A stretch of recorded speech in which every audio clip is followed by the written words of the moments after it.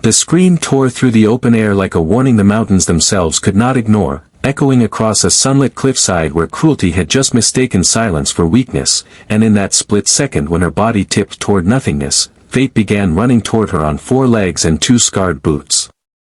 If you believe in kindness, second chances, and the idea that no one should ever be left behind because they are different, take a moment right now to like, comment, share, and subscribe to the channel Echo Tales, because stories like this exist to remind us that humanity still answers when it matters most.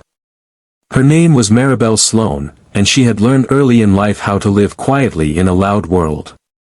A childhood illness had left her with limited mobility and a slight tremor in her hands, but it had also given her something most people never developed, a deep awareness of the emotions around her. She noticed things others ignored, like the way sunlight softened the edges of pain or how the wind carried both comfort and warning.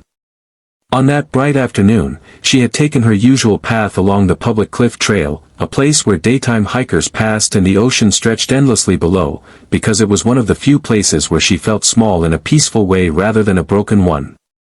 The bullies had followed her there, drawn by boredom and the cruel thrill of targeting someone who would not fight back.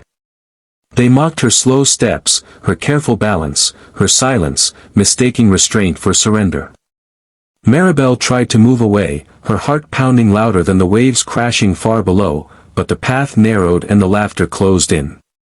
The shove came suddenly, not with rage but with carelessness, as if her life were nothing more than a moment of entertainment. Her scream broke free before fear could swallow it, cutting through the bright air as she fell onto a rocky ledge just below the cliff edge, bruised, terrified, and clinging to the earth with every ounce of strength she had. Above her, the bullies froze, the reality of what they had done finally crashing into them. Below her, the drop waited silently. Maribel's hands shook as she held on, tears blurring the sky, her breath shallow but determined. She screamed again, not just in fear, but in defiance, refusing to disappear quietly. That sound carried farther than anyone expected, reaching beyond the trail, beyond the cliffs, into the nearby forest where Jonah Reeves, a retired Navy SEAL, was hiking with his K-9 partner, a disciplined and alert German shepherd named Atlas. Jonah had spent years learning to recognize the difference between noise and need, between chaos and a call for help.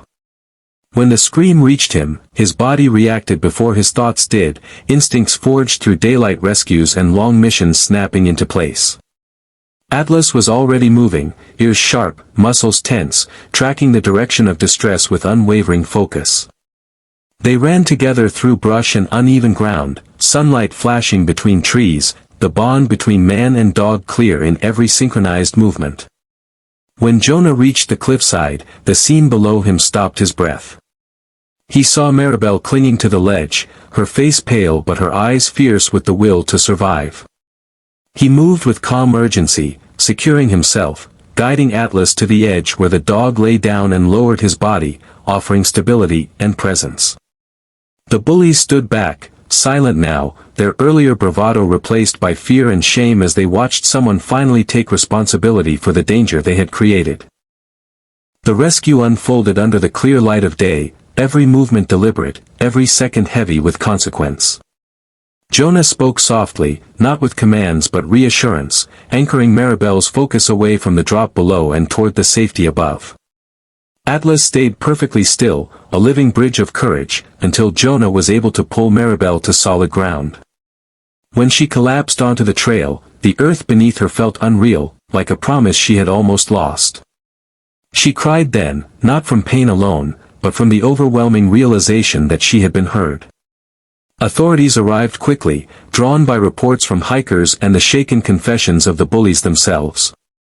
Accountability followed, firm and unavoidable, but the true transformation happened in quieter moments.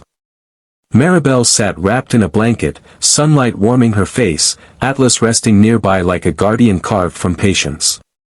Jonah knelt beside her, his presence steady, reminding her through action that strength comes in many forms and that survival is a victory worth honoring. In the days that followed, Maribel's story spread, not as a tale of tragedy, but as a testament to resilience and the power of answering a call for help.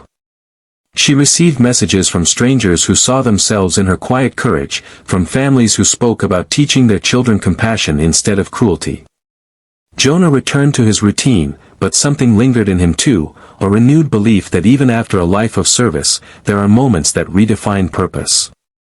Atlas, praised and calm, became a symbol of loyalty and trust, a reminder that protection does not always wear a uniform.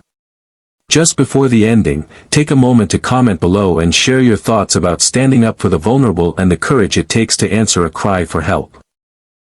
Maribel eventually returned to the cliff trail, not to relive the fear, but to reclaim the place that had almost taken her. She stood there in the daylight, supported by new confidence and the knowledge that her voice mattered.